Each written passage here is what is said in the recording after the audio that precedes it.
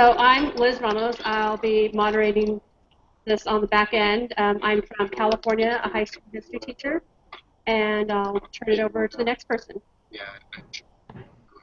I'm Tiffany Freeman.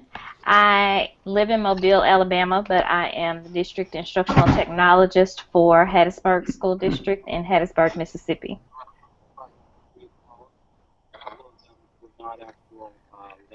You want me to go? Oh, okay. Somebody go. Go on, John. John Samuelson, known as iPad Sammy on Twitter, host of Techlandia podcast and EdTech Educator podcast, and veteran of 4 Edcamps. Nice. And a Sagittarius. Well, guys, my name is Isaac. I'm from Monterrey, Mexico. I was teaching history and language arts for the past 2 years in a private school here in Monterrey. This year I'm moving into a tech integration position at the school. We have about 1,800 students and about 200 faculty. So I'm really excited to be in my first Edcamp and one that's online also.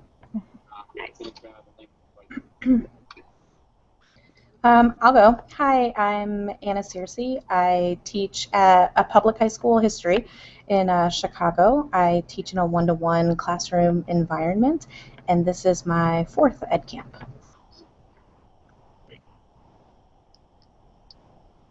And then we've got Jean and Brandy. Hi, this is Brandy. Can y'all hear me? Yes. Yep. Yeah. Okay. Yep. I am Brandy. I'm from Texas, and this is my first Edcamp, so hopefully everything's going well. Hi, everyone. Hello. I am Jeannie Reed, and just thrilled to be here. First Edcamp ever, and hopefully I will moderate something later and see how it all goes down in this first session. So thank you so much.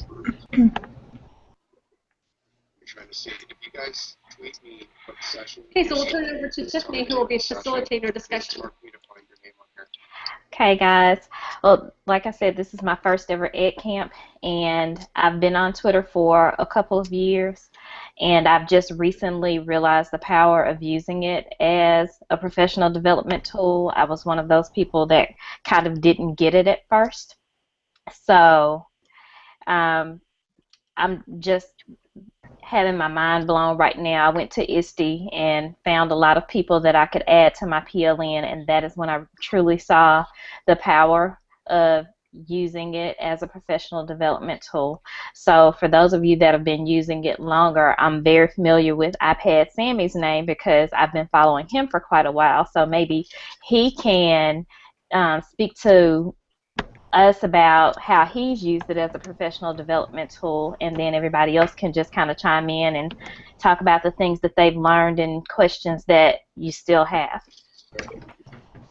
You want me to start? Please. Okay. Hi. I just feel funny starting. I actually, I have some stuff here.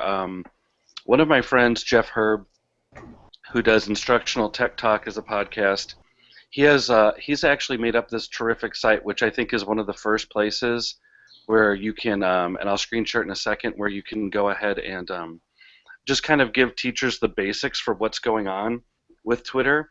But there are also some things where I've talked to a few people about how to get people that are kind of reluctant, educators that are reluctant to get on Twitter, just kind of get them going.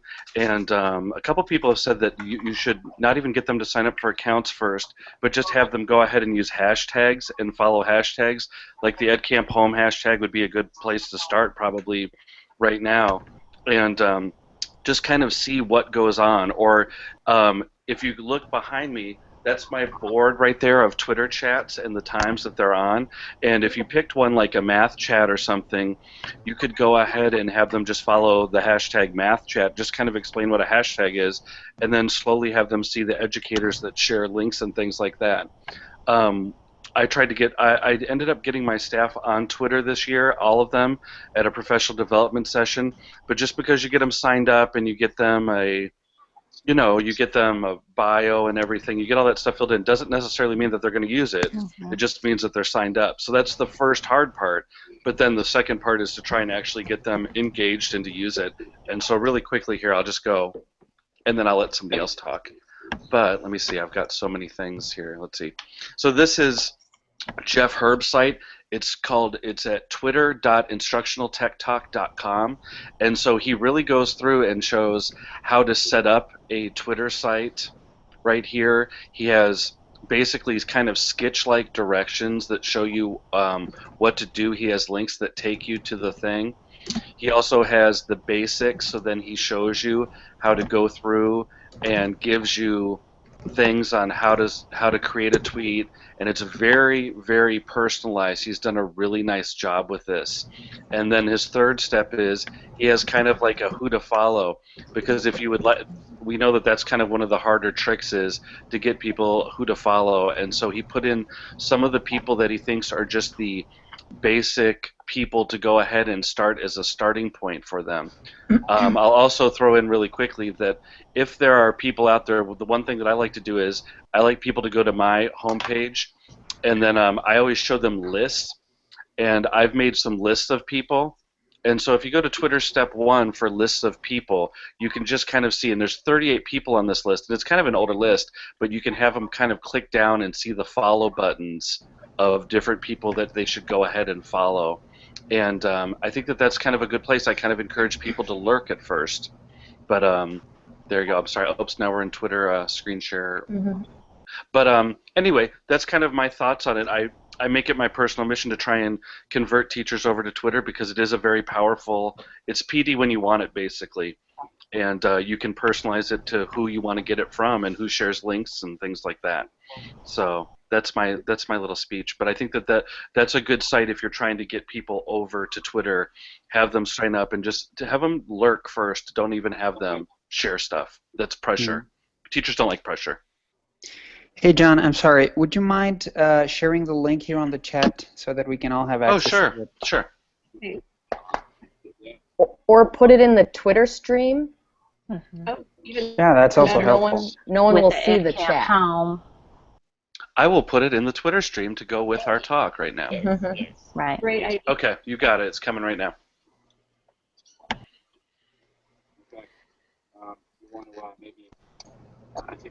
I'd also like to mention in the chat stream, Anna mentioned Cyberyman. His website is an awesome resource for anything that you want to learn about. Yeah. So I'll add his website and his link about Twitter in the Twitter stream as well. Twitter is so powerful. I was on a Teaching American History trip, and we had 20 history teachers from my county. And I was talking with our tech guy, and I'm like, you got to get people. And we're trying to figure out how to continue the work. And, we got all the teachers on Twitter one night, and I said, it's okay to lurk. And the teachers were really inspired by it, and I'm still having fun. One teacher I met with on Monday, and we got her on SS chat for the first time. So it is like taking baby steps. And I told her I lurked at first. I've only been on Twitter for a year, but it is great. And some of my teacher friends are a little bit less reluctant to go on the Twitter and list. I love that. I'm going to show them that website. But for some of the reluctant teachers, I made a simple Google Docs. History teachers that I follow, some PD and professors that are great, and ed tech people. So I had different categories for people and got some of them started that way. But I love the idea of creating lists for them, so it'll be a lot more easier to facilitate instead of just a paper and Twitter handle. But yeah, sometimes you just have to baby step it even a little bit more. But I was all about lurking, and I told them I lurked for the beginning, and it's okay. Does anyone have separate Twitter accounts for their professional and their personal lives? I mean, I'd like to keep the two separate, so I have one for things that I like to tweet out about work and education and learning and use for professional development, but then I have a personal account that I like to follow, like news feeds and friends with, but I like to keep the two separate because, people can kind of see what you're communicating about, and I like to keep those lives separate. Am I the only person that does that, or do others do that? No, I do. I do that too. I actually have three. I have one for professional development, and then I also have a separate handle for communicating with my students. Because when I tweet with my students, I want them to have private accounts. And so while mine are public, I don't want really anybody else to see my communication with them since they're underage. And it doesn't flood their feeds with my PD stuff that they're probably not interested in. That's a good point. Definitely. We had the separate one for our class that we used to use. That was the one we used it a long time ago, probably about 3 years ago. And the one thing that I liked about the separate Twitter for your class is that if you have some cool stuff, you know how it's easy if you have your phone, it's easy to share out some cool pictures and things like that from your class. And if you can just tweet this, and then you can make sure that you have it on your separate school account then, so that the people that are signed up for, like, Samuelson's class can go ahead and see it then.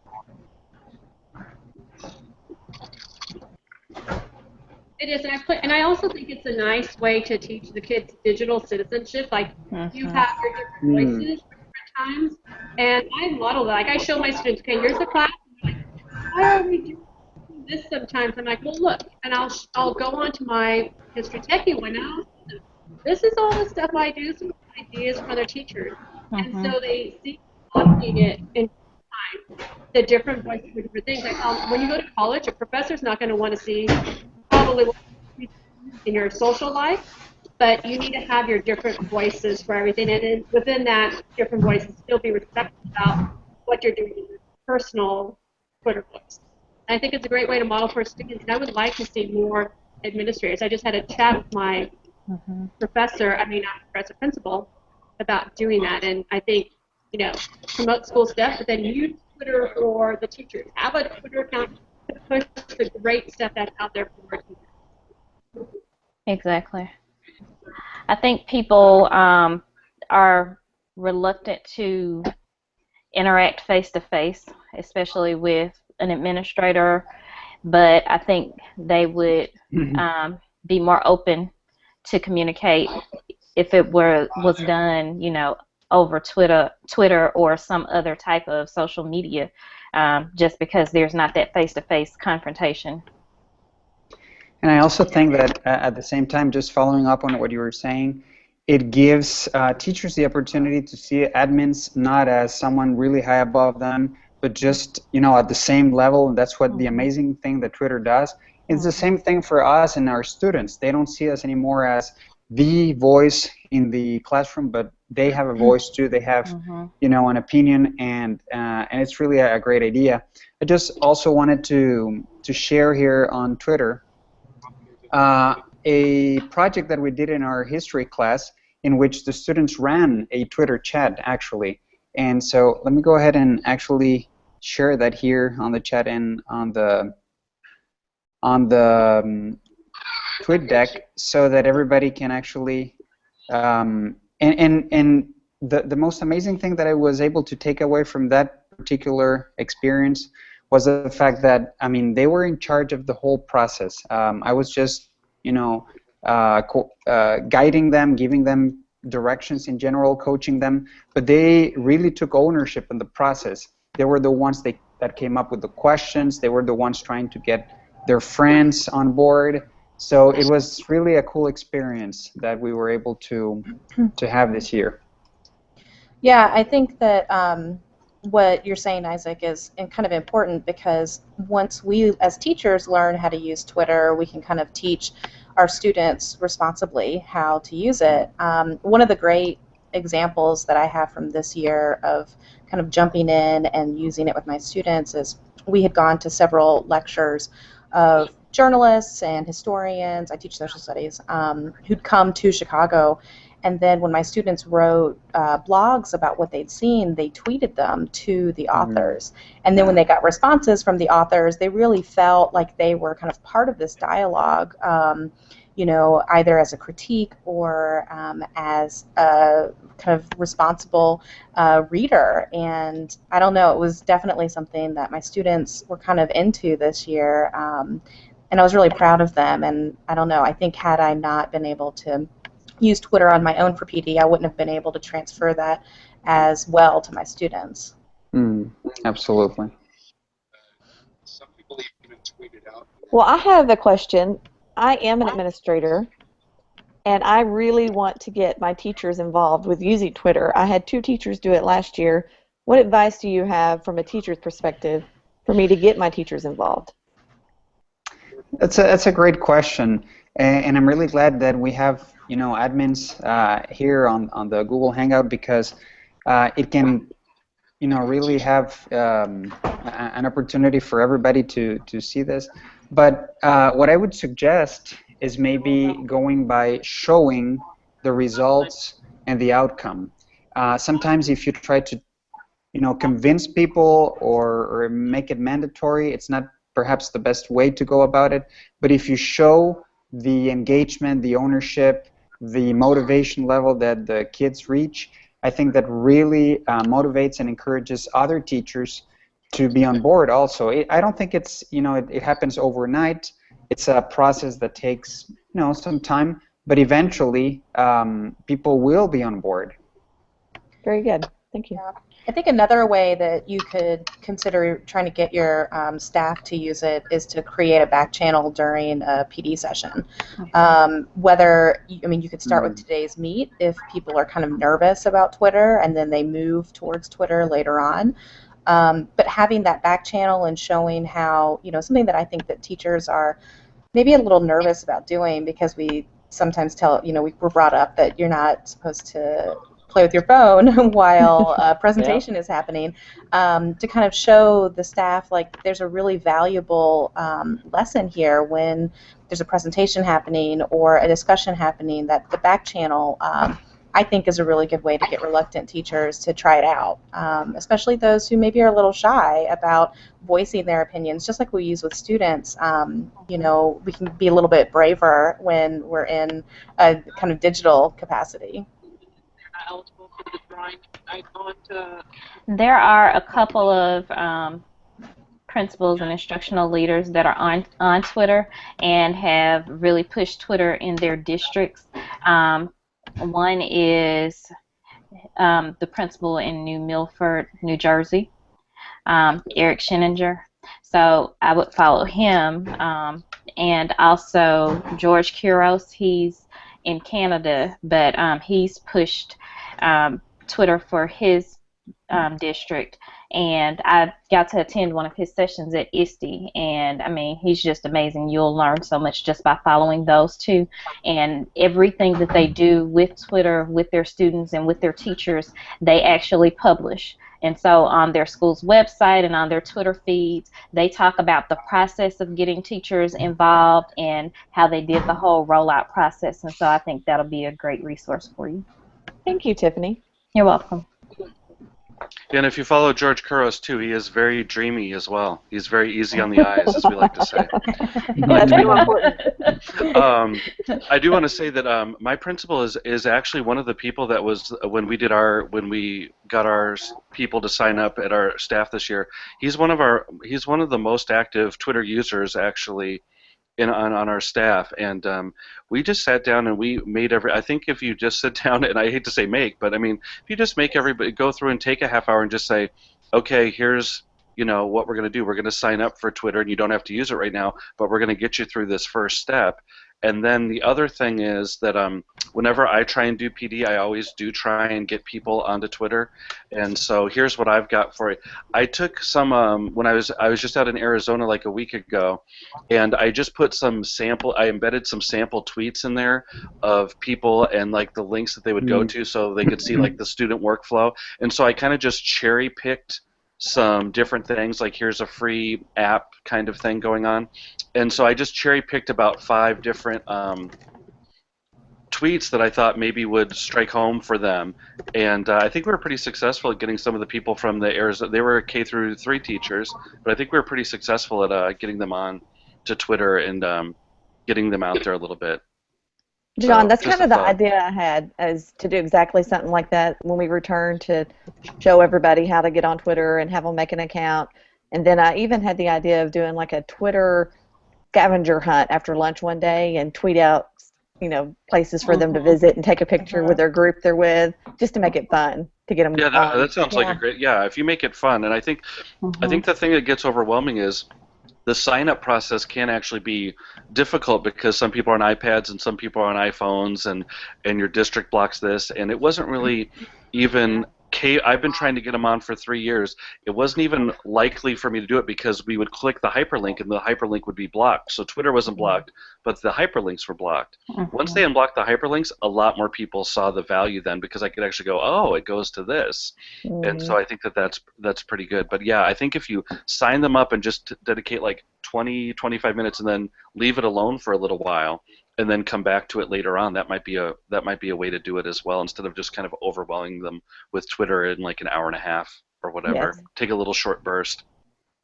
That was one of the issues that I was running into when I first started to use Twitter, which is why I took a step back from it for a while, because the shortened URLs are blocked in our district because, students can use them as a proxy to get to other sites that are blocked. But one thing that can be used to kind of circumvent that, just like there are URL shorteners, there are URL lengtheners. And one is called Jumbo URL. So you can take the URL, put it into a website like Jumbo URL, and it'll expand it. And so then you can access the resource even if your district blocks shortened URLs.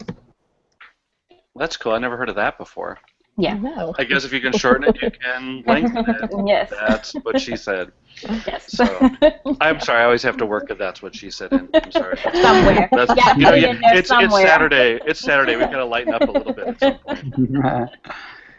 So yeah, I think those are great ideas. That's a good one. I'll tweet that one out. I think another good way that we could approach using Twitter in PD sessions would be any of the books or the articles that you have staff read or that they find themselves, whether they're pedagogy experts or differentiation experts. A lot of them are on Twitter, and maybe creating a resource list of those people that you already look to for professional development, I think would be a really good idea. Like, Bell Hooks is on Twitter. She doesn't tweet very often, but when she does, it's really powerful.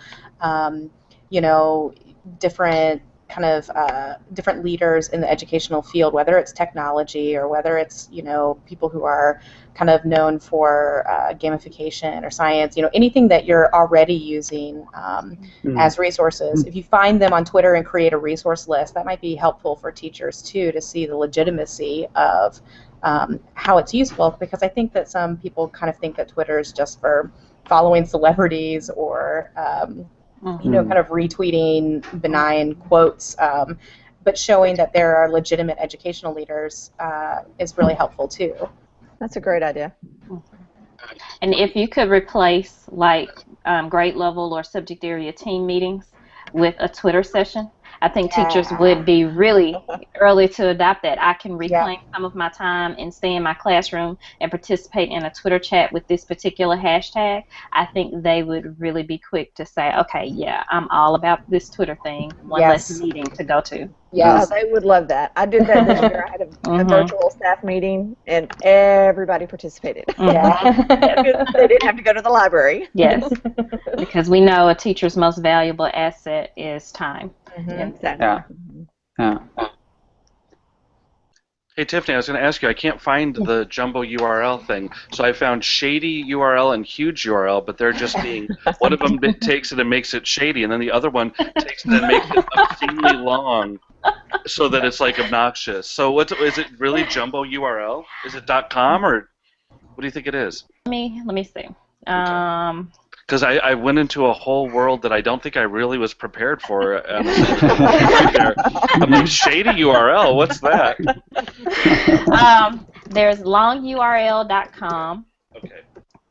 And there's hugeurl.com. Okay. Yeah, I would probably stay away from shady. Anything that says shady, I try to stay away from that. That's right. I have enough shady. I try and avoid shady. Yeah, just as a rule of thumb. Yeah, that's right. Okay, that's good. Thanks. And Yeah. you are LEX. You are lex.org is another one. Okay. Hey, John, would you tweet those out? Yeah, I was. That's what I was trying Or to do. Tiffany? I just couldn't find them. I'll go ahead and tweet them out. I was going to, and then Thank I you. was like, wow. So Yeah. it's one of those things that you just don't. I was going to say the last thing that could get people to start tweeting, I think, if they were, how a lot of educators are on Pinterest, and I think that that's also, you could kind of just encourage them that they don't have to do anything differently on Pinterest, but they can pin their normal Pinterest pins, but then just tweet out their pins and see how much interest they start to get with other people. That might be like an easy way to get the lurkers to start sharing that and say, oh, hey, look, a couple people favorited my pin, after I tweeted it out. That might be a good way to start to get people to feel, oh, there are people actually out there kind of listening to what we have to say. So And once I started getting a lot of followers, I felt like I had a responsibility to tweet. Because you don't want to be not on stage if you've got people coming to your concert. So I think that will be another thing. If they would follow each other, now they have an audience to which they could tweet, and someone that's hearing their ideas, and I think that'll get the dialogue going. Something I've also noticed that tends to attract people's attention. This is perhaps not the topic of the hangout, but when you combine tweeting and blogging, I think it's a powerful combination, because sometimes you can pique people's interest with a tweet, and then that can take them to your blog or to somebody else's blog, and then you can continue and expand, what you've been learning or what you want to learn through the blogging. So I think it's a powerful combination also. Isaac, that's exactly how I myself have used Twitter, is by following people's blogs through their tweets. Great idea. Can I throw out a question? Of course. For people okay. There's a couple teachers that I was trying to get their Twitter handle. They had one, but in their graduate class, the professor was warning them against using Twitter. So she never ended up giving me her Twitter handle because she was afraid that it would be used against her by the administration in her school. Oh, anybody know anybody where that happened? Or I think that's a school climate and culture type thing. There's got to be a level of trust and responsibility among each other and with administrators.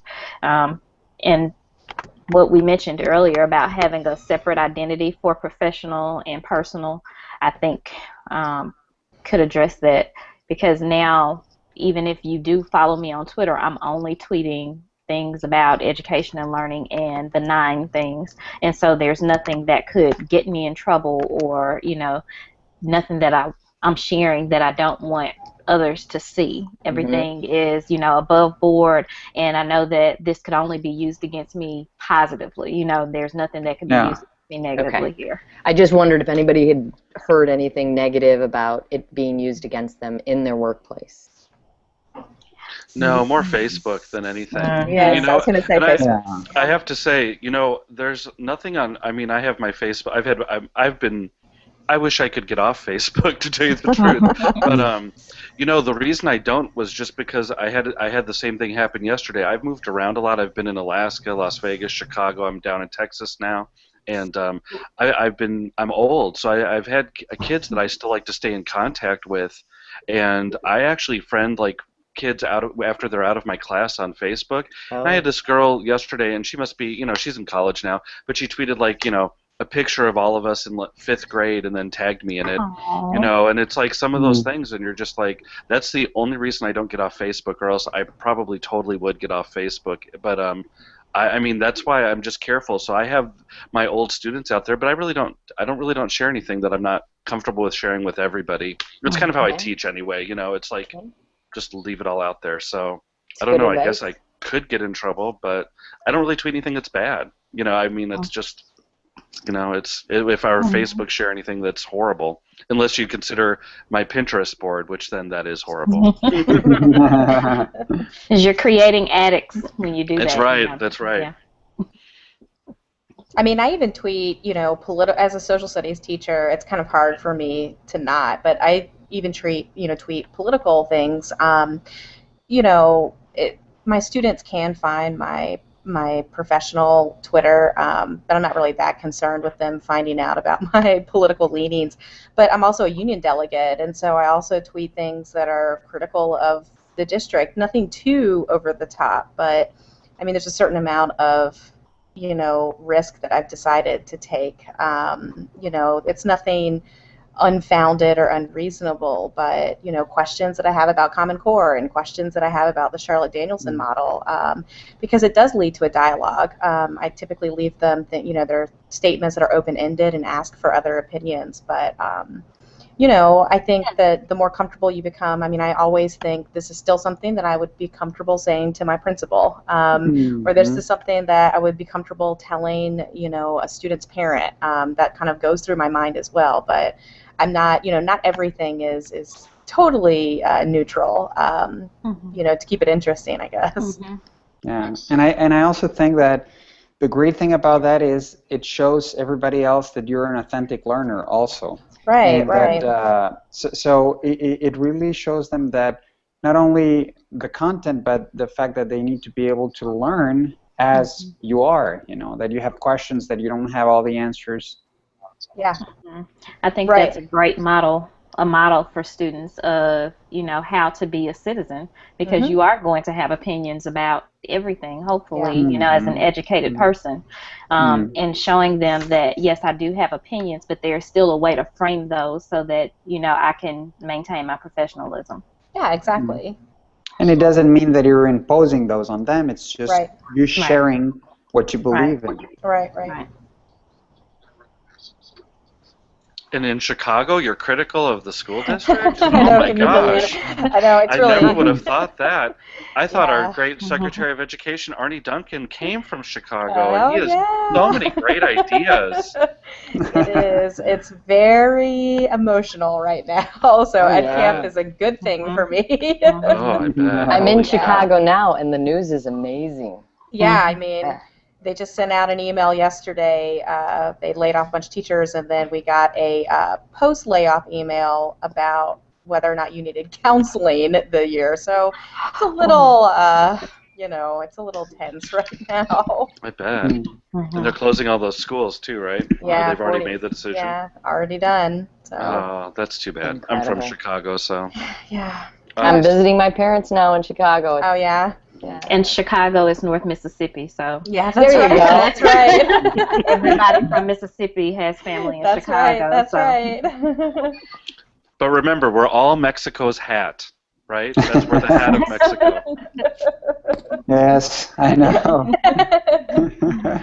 Oh. No, there's so many great things that we can actually learn from you guys. And here in Mexico, there's a huge difference and gap between the public education system and the private one. Basically, if you want to get a good education for your kids, you have to enroll them in a private school. Otherwise, it's just unheard of teachers attending professional development sessions, outside of what's mandated. It's just a huge gap. It's very sad, and unfortunately, the people that are in unions are more in there because of the political influence that they have, rather than really giving a voice to the teachers. So. Yeah. Yeah, that's it. I was driving through El Paso, Texas, and somebody had just moved in across the street from me, and they said that in Juarez, the drug cartel would drive their kids over the border to the private schools in El Paso where he was working and make these huge donations. Yeah. And he said he just kind of got tired of it, but they would give so much money that there was no way that the schools could refuse. And so every day these Escalades would come over, and that's what they would do in El Paso because it's so close. I'm not surprised. Yeah. I'm not surprised. So he said he was going to go into public just because he couldn't take it. I thought, wow. So interesting. Yeah. That is a good question. Do we know how long we go for, or are we? Are we? Did they cut us down to 2 sessions instead of 3 now? I heard You know two. what? Okay. I have. thought I heard too. I think that would be smart. I looked on the website and they changed it. It said session 1 ends at 10:05, but we started late. Right. So session 2 starts at 40. So I'm assuming we probably end at 11:30 to give moderators a chance to close it and then set up the new Okay. I would That's say. good. Let me try and.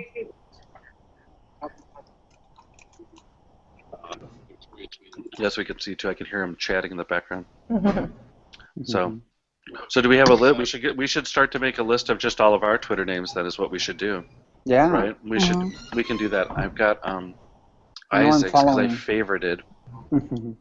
Yeah, we should do that. Because And really, go ahead. If anybody's willing to share any information that they've presented to their staff, August 20th, I'll be presenting a session called Social Butterfly where I'm going to try to get the teachers on Twitter. And I think there's 2 in my school that are on it. So it'll be, Right. A challenge, but we'll see what happens. I really think if you favorite, I saw you favorited the other one. Did you favorite the one where I tweeted out Jeff's site, that Twitter.instructionaltech? That's a really, he's laid it all out. And then Yeah, I'll start there. if you go to Jeff's got I'm on 2 podcasts, but my voice is horrible.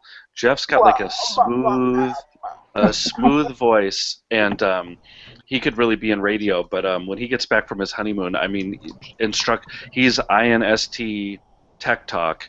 Is he funny, though? On the Twitters. Yeah, he can be funny, but yes, he is more of a straight person. So I need funny. He's serious. Okay. Well, then just listen to Techlandia. Yeah. You got it. I try and spice up Tech Educator podcast on Sunday nights, but sometimes Jeff Bradbury reels me in. He rolls with an iron fist. But yeah, I think that Jeff Herb would definitely be someone that could help you out. And then he does have his podcast where he goes over the Twitter. And I just think what I always try and say is, and this is, I'm not trying to say anything, but at one point this year I actually keynoted a conference, and somebody asked me just out of the blue. And I thought, okay, well, nobody will ever ask me to keynote a conference again. But so I did. And when I talked to the teachers at the keynote, I thought, what was the most important thing to say? And I still think that one of the most important things I have to say, and what gets me the most, feels like I'm contributing the most to the teaching profession, is just to get people on Twitter, because I was teaching for 15 years, nobody knew who I was whatsoever. And then to have just some, person go, hey, we'd like you to really keynote our conference, just because I started sharing stuff on Twitter and because I had kind of a following, I think that speaks volumes. And there's a lot of those people out there that are doing a really good job. I'll never get a Teacher of the Year. I'll never be an Apple Distinguished Educator. I'll never be a Google Certified Educator. I don't know why, but that's just the way I am. But I feel like I'm a good teacher. And there's tons of good teachers without a voice, and Twitter can give them a voice, and I think it's pretty cool. Yeah, I would definitely have to agree with that. I'm going into my 14th year teaching. I've been on Twitter professionally for the last school year, and when I try to evangelize it to my colleagues, I say, in all honesty, not hyperbolizing, every new thing that I tried this year that was successful and fun and reinvigorated my practice, I got from someone on Twitter, or I collaborated with someone on Twitter, or it came from a conference that I heard about on Twitter. I'd never heard about Edcamp before I got on Twitter. So all of those things. And I ended up applying to the Google Teacher Academy, and I got in, and it was from 1 year of learning, and I think that it's I wasn't burning out. I still love my practice, but Twitter definitely changed the game for me this year, and I mean that in all honesty, without any exaggeration. Yes, I think so. I think you're right, and I think that's probably a good point to end on. It just, you can work smarter, not harder. Share your resources. Right. That's all you have to do. Hey guys, I just there for a little bit.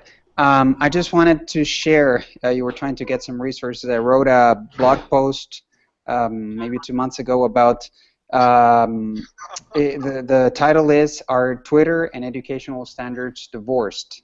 So it gives you a perspective using the Common Core and how effective, even for the Common Core, Twitter can be. So I'll just share here and I'll tweet it out.